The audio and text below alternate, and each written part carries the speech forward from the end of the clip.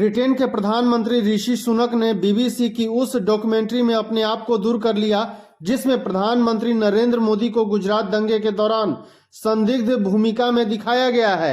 ऋषि सुनक ने ब्रिटिश संसद में कहा कि वह किसी के भी कैरेक्टराइजेशन से सहमत नहीं है। वह पाकिस्तानी मूल के एक ब्रिटिश संसद का जवाब दे रहे थे। इस डॉक्यूमेंट्री को कई प्लेटफॉर्म से हटा लिया गया है। ब्रिटिश संसद में प्रधानमंत्री नरेंद्र मोदी का बचाव करते हुए ब्रिटेन के प्रधानमंत्री ऋषि सुनक ने बीबीसी डॉक्यूमेंट्री श्रृंखला से खुद को दूर कर लिया। उन्होंने कहा कि वह अपने भारतीय समकक्ष के चित्रण से सहमत नहीं है। सुनक ने यह भी टिप्पणी पाकिस्तानी मूल के सांसद इमरान हुसैन द्वारा ब्रिटिश संसद में उठाए गए विवादास्पद वृत्त चित्र की।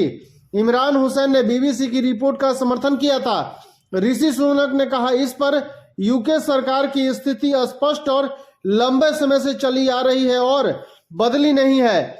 निश्चित रूप से हम उत्पीड़न को बर्दाश्त नहीं करते हैं जहां यह कहीं भी दिखाई देता है, लेकिन अभी मेरे सामने जो विषय उठाया गया है वह उससे सहमत नहीं है। भारत के विदेश सचिव अरिंदम बागची ने साल 2002 में हुए गुजरात दंगों पर बने बीबीसी के वृत्त चित्र को दुष्प्रचार का एक हिस्सा करार देते हुए कहा कि इसमें पूर्वाग्रह, निष्पक्षता की कमी और औपनिवेशिक मानसिकता स्पष्ट रूप से झलकती है।